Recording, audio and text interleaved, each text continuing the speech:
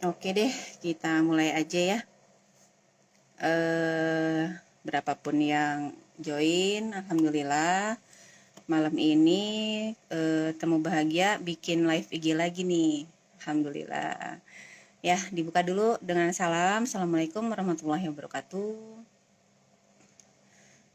Terima kasih ya yang sudah menyimak. Seperti yang sudah diinfokan oleh Mimin, malam ini tema bahasan kita yaitu tentang curhat. Kayaknya kita udah familiar banget ya dengan apa curhat itu apa sih gitu ya. Tapi mungkin belum belum nyambung gitu ya dengan apa ya hubungannya dengan curhat dengan healing. Seperti yang sudah kita bahas minggu lalu tentang healing before wedding. Nah, curhat ini salah satu bagian dari proses healing itu ya.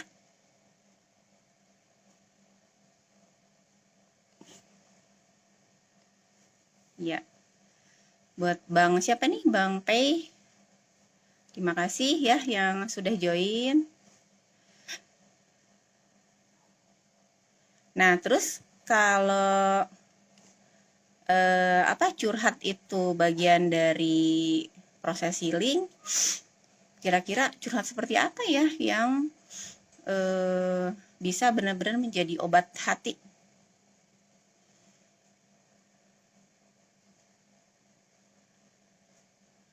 Ada yang bisa ikut ini nggak nulis di komentar ya?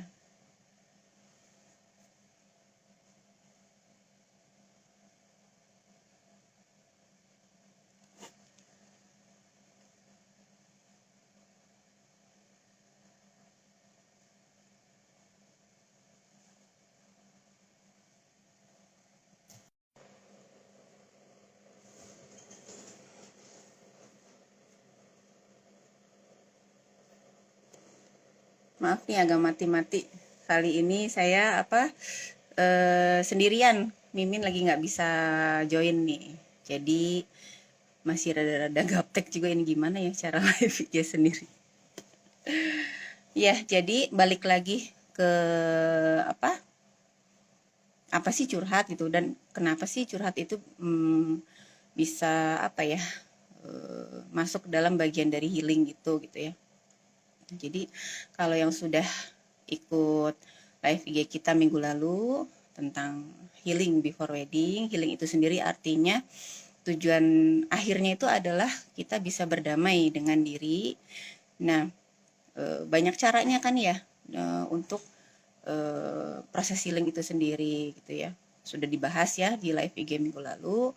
Nah, salah satu cara dari beberapa cara yang sudah disebutkan minggu lalu yaitu di minggu ini kita bahas eh, apa apa sih itu curhat gitu ya. Seperti apa sih curhat yang bisa menjadi obat gitu dan akhirnya bisa menjadi healing gitu ya.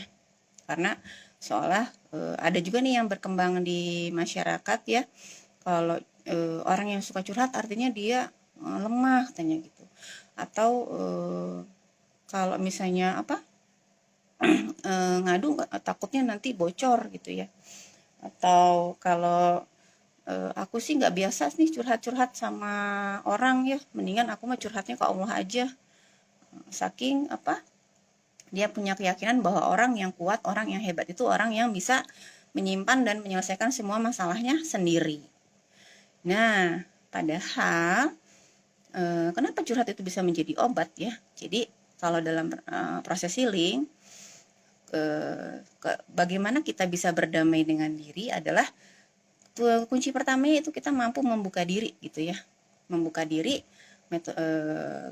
dengan cara curhat gitu ya.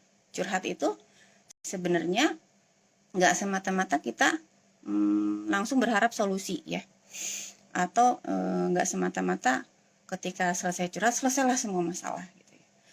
Lebih ke mengajarkan diri kita untuk belajar apa ya merapihkan isi kepala ya, isi pikiran, menata hati gitu ya.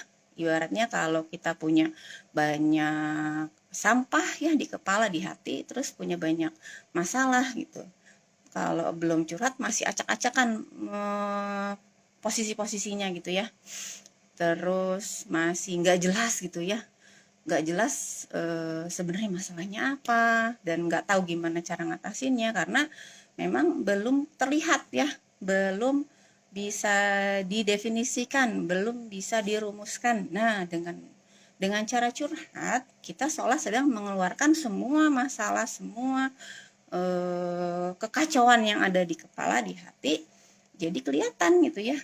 Setelah kita bisa melihat apa yang tadinya nggak kelihatan, kan semua ketumpuk di dalam tuh, begitu bisa melihat, kita terus bisa apa, lebih memperjelas gitu ya, lebih objektif terhadap masalah itu, baru deh nanti kita apa ya, bergerak ke solusi itu lebih jelas gitu ya, lebih clear gitu. Berbeda kalau kita belum curhat, semua hanya dipendam di hati gitu ya, hanya kita reka-reka sendiri gitu ya.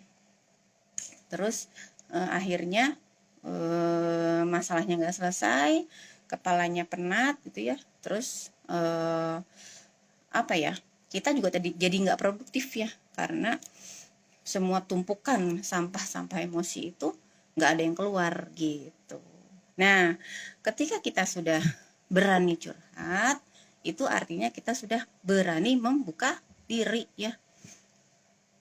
Ketika kita sudah berani membuka diri, artinya kita itu sudah bersiap gitu loh untuk dibantu menjadi lebih baik ya, lebih sehat gitu loh. Karena kunci berhasilnya healing itu adalah ketika kita merasa tidak baik-baik saja. Nah, mengakui merasa tidak baik-baik saja itu nggak gampang loh gitu ya, butuh keberanian gitu loh. Nah, dengan kita curhat artinya kita berani ngaku tuh kalau kita nggak baik-baik saja. Ketika kita sudah berani ngaku, berani apa ya, open gitu ya, itu adalah titik mula kita menuju proses healing gitu loh. Setelah nanti meskipun setelah itu ada lagi tahapan-tahapan selanjutnya. Jadi begitu ya manfaatnya curhat yang berfungsi sebagai obat hati. Tapi sama aja kayak fungsinya obat ya. Obat itu ketika dosisnya pas, itu akan menyembuhkan, menyehatkan, melegakan gitu ya, membuat tubuh kita menjadi lebih sehat ya. Tapi ketika dosisnya berlebih ya, ya akan menjadi toksik gitu ya, akan menjadi racun gitu. Misal kita curhat apa ya, hanya berfokus pada keluhannya gitu ya, hanya berfokus terus pada sisi negatifnya. Jadi kita curhat memang benar-benar tidak mau dibantu untuk menuju solusi. Kita curhat tidak mau apa ya, diarahkan melihat hal yang positifnya gitu loh. Terus akhirnya kita tenggelam ke dalam tumpukan sampah emosi negatif. Akhirnya itu menjadi toksik ya, karena diceritakan terus yang negatif-negatif gitu. Dan yang paling fatal ketika kita curhat kepada orang yang salah gitu ya. Akhirnya curhat itu tidak menjadi obat, tapi menjadi racun gitu. Nah, jadi apa? Memang harus memilih orang yang pas untuk kita jadikan teman curhat yang memang bisa melegakan ya, dan membantu kita mensikapi masalah, memberi frame masalah itu lebih positif itu dibanding sebelumnya. Ini sudah ada Teh Rinrin, Teh Kakak Larola ya yang sudah join juga. Boleh sambil ini nih, sambil interaktif di kolom komentar. Ada yang ingin ditanyakan nggak?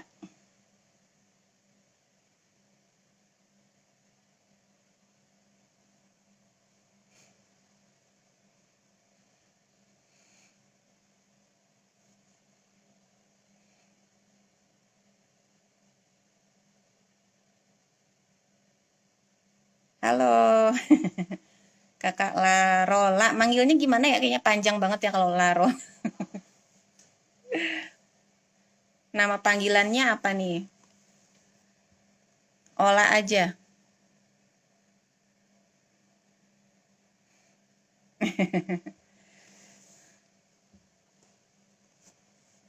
Oke deh, kalau nggak ada yang nanya, lanjut lagi aja ya. Nah, terus gimana ya tahapan curhat supaya memang bisa menyehatkan ya? Eh, oh, ini ada pertanyaan dulu nih, pertanyaan sebentar ya. Dari Kak Larola. Aku belakangan ini suka merasa cemas dan overthinking. Bagaimana mengatasinya ya, Uma? Ya, kayaknya banyak ya sejak pandemi ini yang ngalami cemas dan overthinking gitu ya. Apa namanya? Ya ini salah satunya bisa dibantu dengan curhat. Tapi sebelum kita memutuskan untuk curhat, ada tahapannya. Karena sebenarnya curhat itu tidak memaksa lawan bicara kita memberikan kita solusi, tidak berharap kita dapat solusi yang instan ya, tapi curhat itu sebenarnya cara kita melatih apa ya, merapihkan isi pikiran, berani mengenali masalah, kemudian merumuskan masalah, sehingga akhirnya kita lebih bisa membuat apa ya, prioritas solusinya gitu. Jadi itu tujuan apa dari curhat itu sendiri ya, supaya akhirnya nggak berlebihan dan menjadi racun, apalagi yang punya bawaannya cemas dan overthinking ya, ketika curhatnya kebablasan gitu, akhirnya malah jadi muter-muter di apa, area emosi negatif ya, yang tadinya berharap lega malah jadi tenggelam gitu loh dengan tumpukan sampah-sampah emosi negatif itu. Nah, supaya tidak terjadi seperti itu, memang kita di hati di kepala kita gitu udah ada apa ya, semacam eh, penguatan ya, janji gitu, bahwa kita curhat ini sebenarnya lagi belajar mengajak diskusi diri kita juga gitu loh. Hanya lawan bicara ini yang membantu kita melihat area-area yang tidak bisa dilihat oleh kita gitu loh. Nah, terus supaya akhirnya kita tuh lebih bisa melihat masalah itu objektif. Jadi ketika sebelum curhat kita masih tenggelam di dalam masalah, ketika sesudah curhat kita berhasil mengeluarkan ya si sampah emosinya, akhirnya kita berlepas dari masalah, kita bisa melihat lebih objektif si masalah itu dari luar diri kita gitu loh. Ketika kita sudah di luar dari masalah itu, kita bisa melihat dengan objektif masalah itu, akhirnya kita tuh lebih tenang, kita lebih bisa membuat prioritas-prioritas solusi yang terjangkau, karena tidak semua masalah harus selesai dalam waktu singkat ya. Kalau misalnya overload gitu ya, sedang setumpuk masalahnya, ya kita memang harus punya kemampuan membuat prioritas ya, buat apa, kemampuan menilai potensi kita yang paling mungkin menyelesaikan masalah yang harus didahulukan yang mana gitu. Begitu deh. Gimana Kak Larola?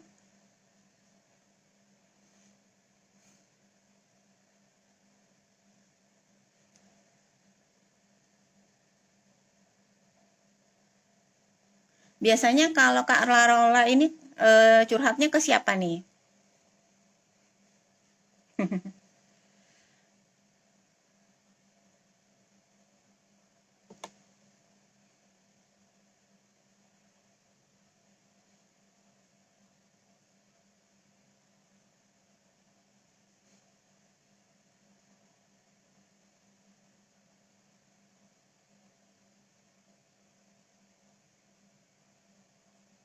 Oh iya, sudah curhat ke teman dan pasangan. Iya.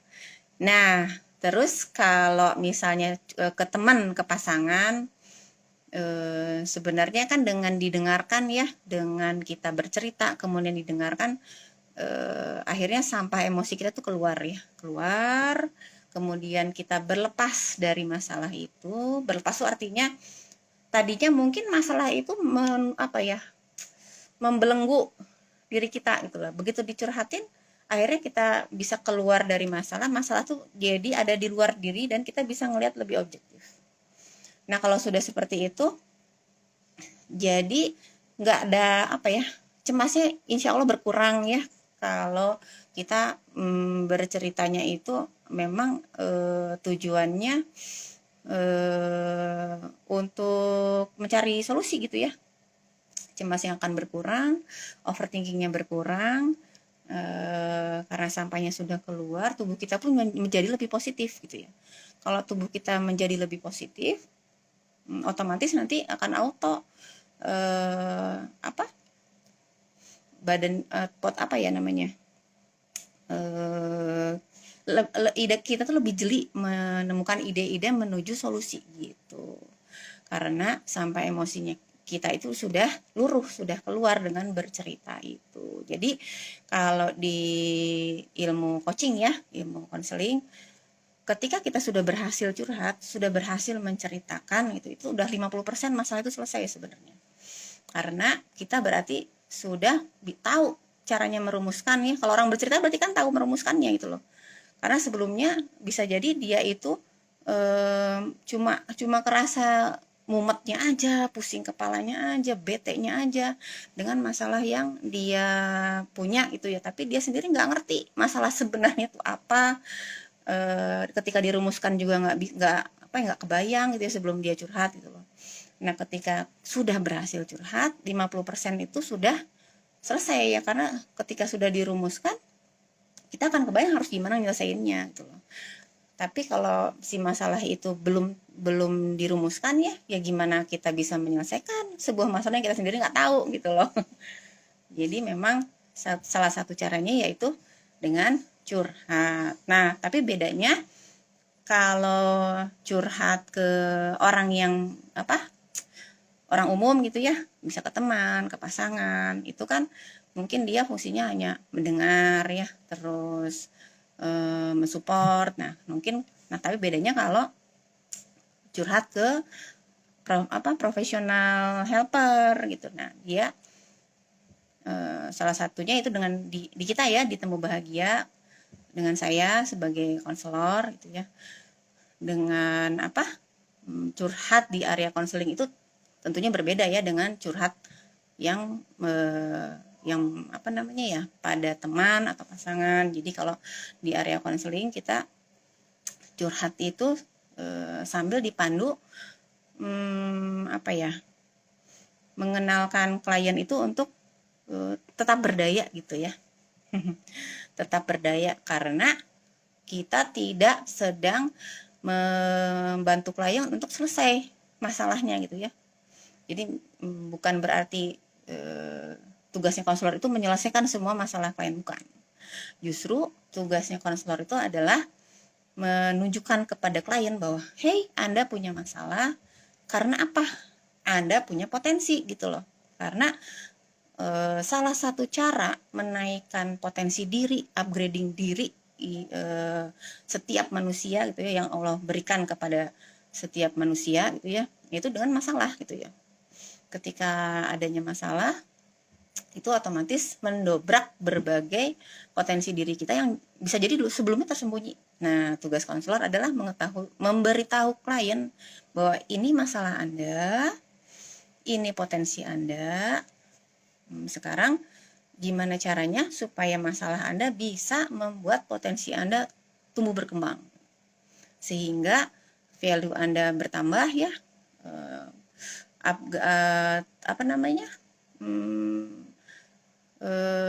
self improvementnya juga berkembang gitu ya.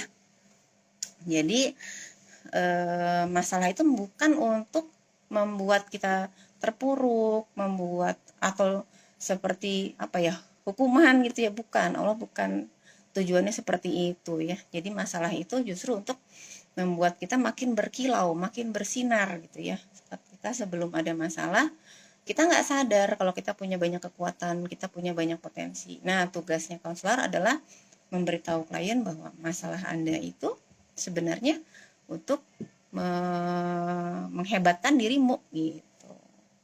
Jadi perbedaannya curhat dengan teman atau pasangan dibanding dengan professional helper atau salah satunya itu konselor. Kalau selain profesional mungkin hanya untuk lega saja gitu ya, tapi kalau dengan bantuan profesional nggak sekedar lega gitu ya, tapi akhirnya merasa berdaya gitu, bahwa oh iya aku merasa keren nih diberi amanah oleh Allah masalah seperti ini yang hanya diri kita sendiri yang mengalami, karena manusia itu diciptakan tidak sama persis ya, bahkan pada sepasang kembar identik pun nggak sama. Seperti yang ditunjukkan di sidik jari setiap manusia kan nggak ada yang sama ya. Nah, jadi masalahnya pun nggak sama. Masalah itu Allah beri betul-betul spesifik kepada setiap manusia tuh betul-betul berbeda. Jadi kalau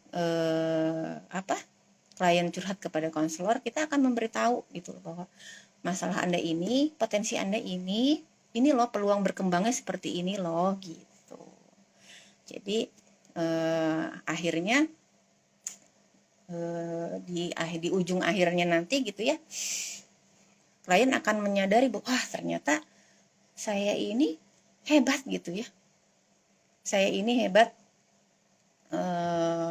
diberi amanah masalah ini. Akhirnya saya jadi tahu bahwa saya ini punya banyak potensi gitu, yang sebelumnya bisa jadi saya nggak tahu gitu, kalau nggak dikasih masalah ini, kalau nggak dibantu profesional helper atau konselor, itu bisa jadi kita nggak tahu gitu ya. Tapi nah itulah perlunya bantuan konselor, supaya kita jadi tahu masalah itu adalah gunanya menghebatkan diri kita, memberdayakan diri kita, mempertemukan kita dengan potensi-potensi yang sebelumnya tersembunyi. Iya.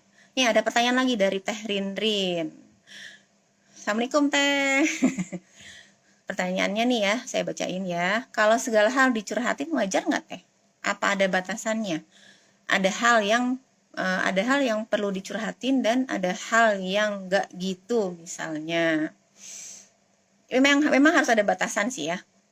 Seperti yang saya bilang tadi, curhat itu seperti obat ya. Kalau dosisnya pas bisa melegakan, menyehatkan. Tapi kalau dosisnya sudah berlebihan, terus kita hanya terus bercerita dari area-area negatif, akhirnya bisa menjadi toksik, menjadi racun hati ya, mengeraskan hati. Kita malah jadi tenggelam sama emosi-emosi negatif itu. Itulah kenapa harus dipandu sama konselor. Jadi ketika klien curhatnya udah kelebihan, kita bisa langsung ngebalikin lagi ke track, supaya curhatnya masih di di area yang menyehatkan ya, jangan sampai jadi toksik gitu. Terjawab nggak Teh Rin?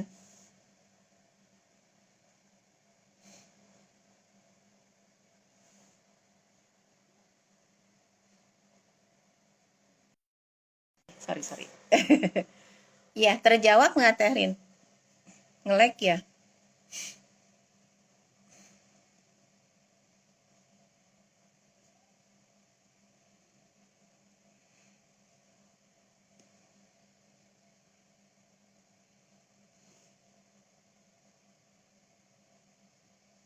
Oh, kalau Kak Rola katanya pengen sekali curhat langsung sama Uma. Iya, boleh, Kak. Langsung aja kontak admin, nanti kita bikin apa? Perjanjian untuk konsulnya via admin ya, ditunggu sama saya. Sudah terjawab ya Teh Rinrin ya, sudah ya. Oke. Jadi Teh Rinrin juga termasuk yang ini nih, yang sering konsul ya ke kita. Alhamdulillah. Gimana Teh Rin? Upgrade-nya, update-nya.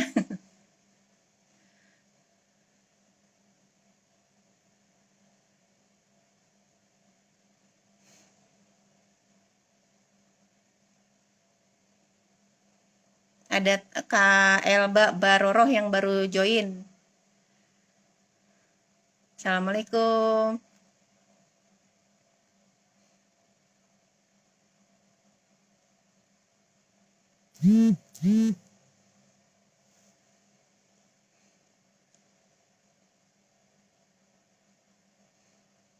Sudah cukup ya Teh Rinrin ya jawabannya ya.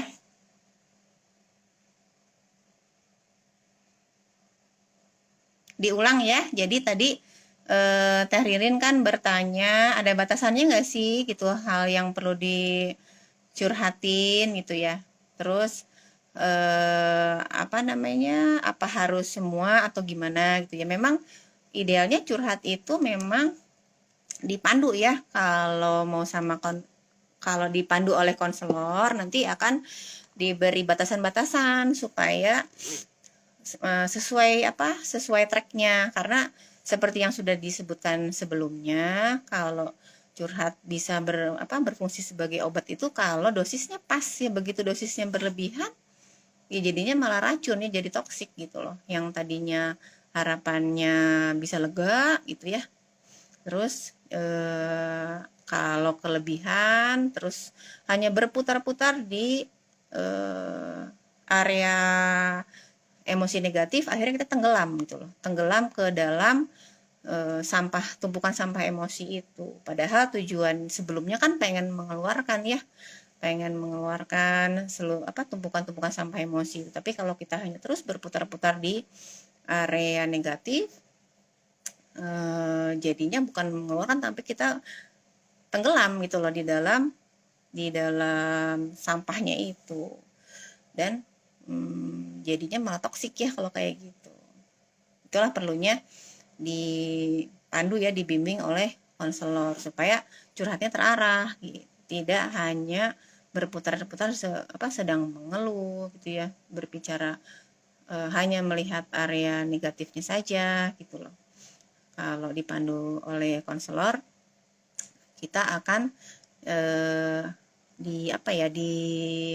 diarahkan untuk juga melihat yang sisi positifnya tapi juga dipandu untuk mengeluarkan tumpukan sampah emosi negatifnya itu karena kadang kita tidak bisa berpikir tidak bisa melihat solusi dari masalah itu sebenarnya bukan karena kita nggak mampu loh gitu loh tapi lebih ke karena kita tenggelam oleh tumpukan sampah emosi negatif yang belum keluar ketika sudah dikeluarkan akhirnya kita menjadi lebih lebih tenang lebih lega kita biasanya lebih bisa objektif melihat masalah gitu. Yang tadinya bergumul ya berguling-guling bersama masalah jadi bisa terpisah kita bisa di luar masalah dan melihat masalah itu sebagai objek saja gitu loh ya yang bisa kita selesaikan tapi tidak harus diselesaikan semua gitu ya karena memang perlu skala prioritas terus kita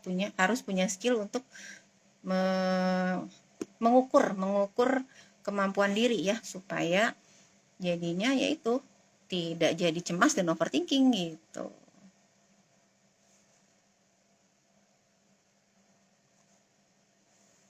Iya sama-sama Teh Rinrin.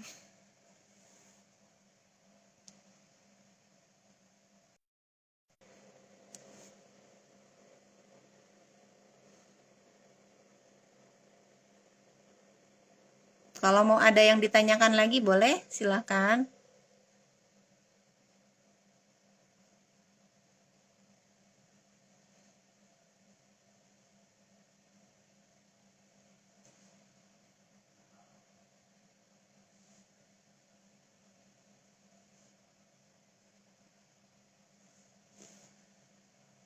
Untuk yang ingin lebih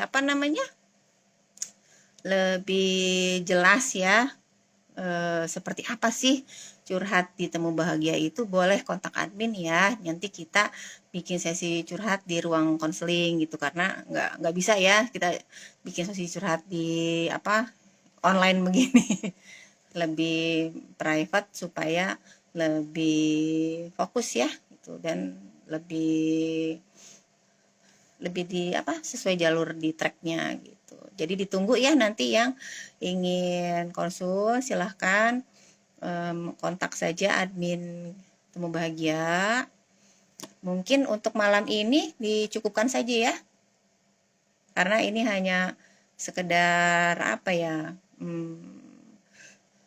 perkenalan aja tentang salah satu program dari salah satu layanan ya Temu Bahagia, yaitu konseling ya. Isinya ya ini menjadi teman curhat sahabat-sahabat Temu Bahagia semua ya. Oke, dari saya sekian ya untuk malam ini. Nanti insya Allah ada live IG berikutnya, ditunggu aja informasinya di kita. Terima kasih ya yang sudah bertanya, yang sudah join. Sampai di sini dulu. Maaf kalau ada kurangnya. Assalamualaikum warahmatullahi wabarakatuh.